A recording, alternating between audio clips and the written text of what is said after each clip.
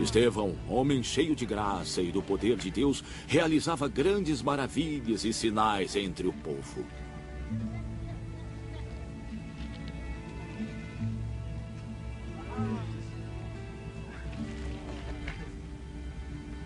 Contudo, levantou-se oposição dos membros da chamada Sinagoga dos Libertos, dos judeus de Cirene e Alexandria, bem como das províncias da Cilícia e da Ásia. Esses homens começaram a discutir com Estevão, mas não podiam resistir à sabedoria e ao espírito com que ele falava. Então subornaram alguns homens para dizerem: ouvimos este Estevão falar palavras blasfemas contra Moisés e contra Deus.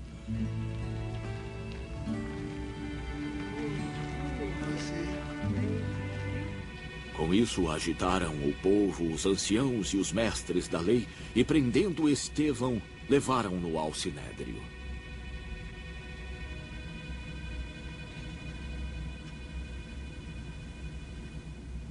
Ali apresentaram falsas testemunhas que diziam: este homem não para de falar contra este lugar santo e contra a lei. Pois o que ouvimos dizer, que esse Jesus, o Nazareno, destruirá este lugar e mudará os costumes que Moisés nos deixou.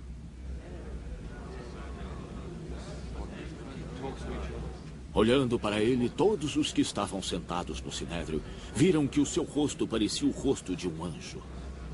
Então o sumo sacerdote lhe perguntou: são verdadeiras estas acusações?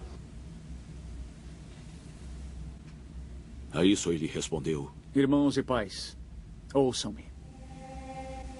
O Deus glorioso apareceu a nosso pai Abraão, estando ele ainda na Mesopotâmia, antes de morar em Harã. Deixe a sua terra e seus parentes, Deus disse, e vá para a terra que eu lhe mostrarei.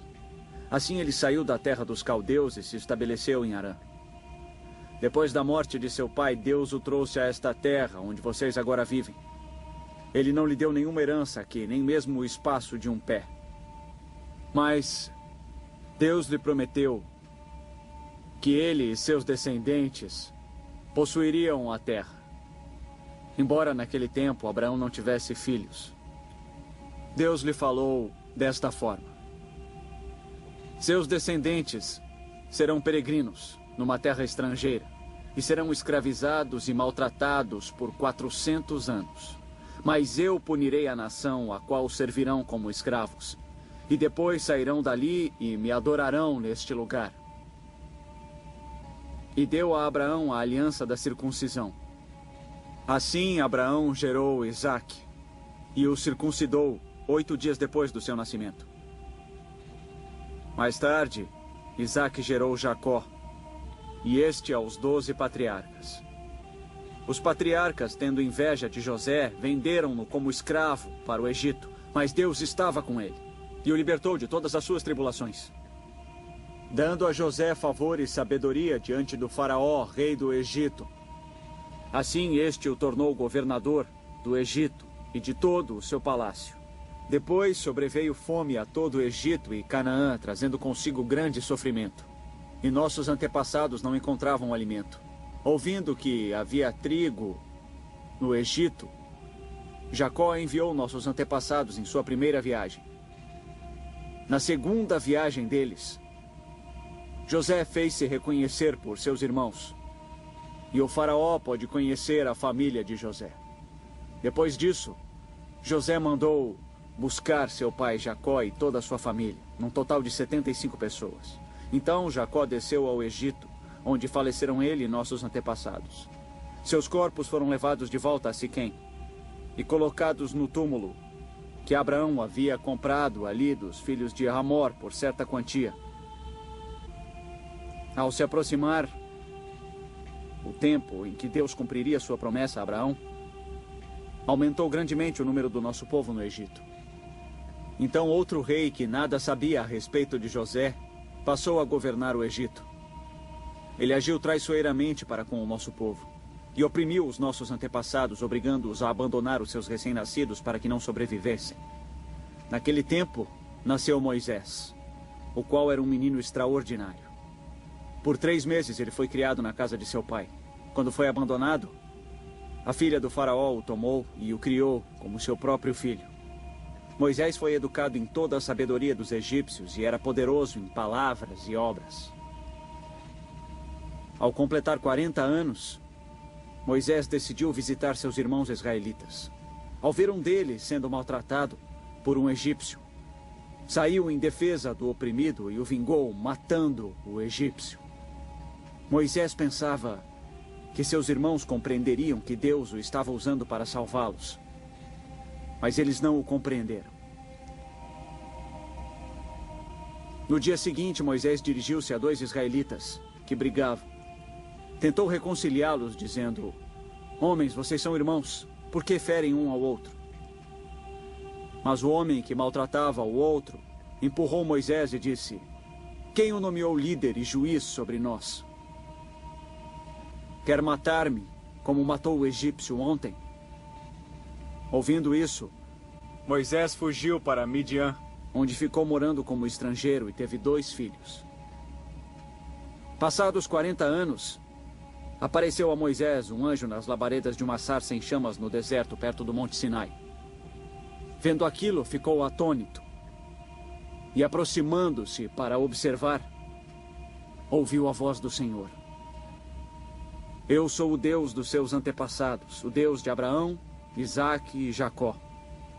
Moisés, tremendo de medo, não ousava olhar. Então o Senhor lhe disse: "Tire as suas sandálias, porque o lugar em que você está é terra santa.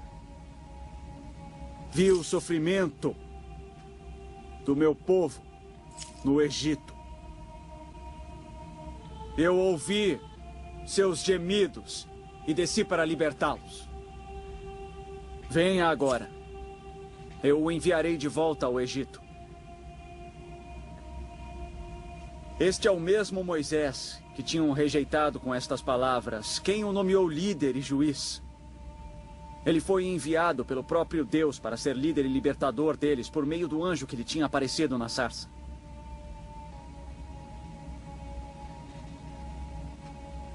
Ele os tirou de lá, fazendo maravilhas e sinais no Egito, no Mar Vermelho e no deserto durante 40 anos. Este é aquele Moisés que disse aos israelitas: "Deus lhes levantará dentre seus irmãos um profeta como eu." Ele estava na congregação no deserto, com o anjo que lhe falava no Monte Sinai e com os nossos antepassados, e recebeu palavras vivas para transmiti-las a nós. Mas nossos antepassados se recusaram a obedecer. Pelo contrário, rejeitaram, e em seus corações voltaram para o Egito. Disseram a Arão: "Faça-nos deuses que vão adiante de nós. Quanto a esse Moisés que nos tirou do Egito, não sabemos o que lhe aconteceu." Naquela ocasião, fizeram um ídolo em forma de bezerro. Trouxeram-lhe sacrifícios e fizeram uma celebração em honra ao que suas mãos tinham feito. Mas Deus afastou-se deles e os entregou à adoração dos astros, conforme o que foi escrito no livro dos profetas. Ó Israel, acaso foi a mim que trouxeram sacrifícios e ofertas por 40 anos no deserto? Ao invés disso, levantaram o santuário de Moloque e a estrela do seu deus Renfá, ídolos que fizeram para adorar. Portanto, eu os enviarei para o exílio, para além da Babilônia. No deserto, os nossos antepassados tinham o tabernáculo do testemunho, que fora feito segundo a ordem de Deus a Moisés, de acordo com o modelo que ele tinha visto. Tendo recebido o tabernáculo, nossos antepassados o levaram sob a liderança de Josué, quando tomaram a terra das nações que Deus expulsou de diante deles. Esse tabernáculo permaneceu na terra até a época de Davi, que encontrou graça diante de Deus e pediu que ele lhe permitisse providenciar uma habitação para o Deus de Jacó. Mas foi Salomão quem lhe construiu a casa. Todavia, o Altíssimo não habita em casas feitas por homens. Como diz o profeta: "O céu é o meu trono e a terra o estrado dos meus pés. Que espécie de casa vocês me edificarão?" diz o Senhor. "Ou onde seria o meu lugar de descanso? Não foi a minha mão que fez todas estas coisas?"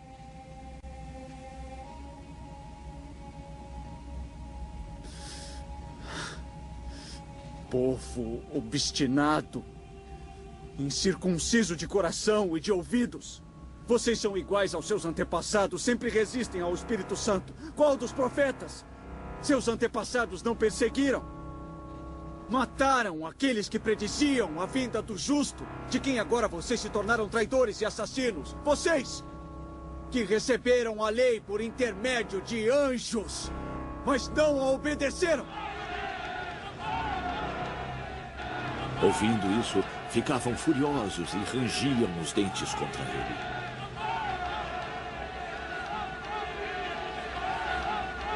Mas Estevão, cheio do Espírito Santo, levantou os olhos para o céu e viu a glória de Deus e Jesus de pé à direita de Deus. Veja.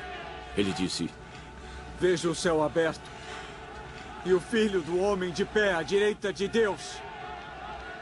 Mas eles taparam os ouvidos e, gritando em alta voz, lançaram-se todos juntos contra ele. Arrastaram-no para fora da cidade e começaram a apedrejá-lo.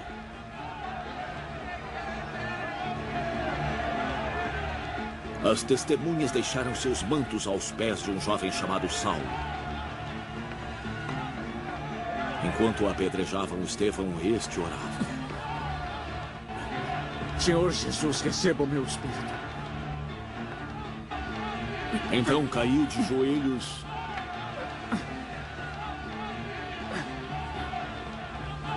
e bradou. Senhor, não os consideres culpados deste pecado. E dizendo isso, adormeceu.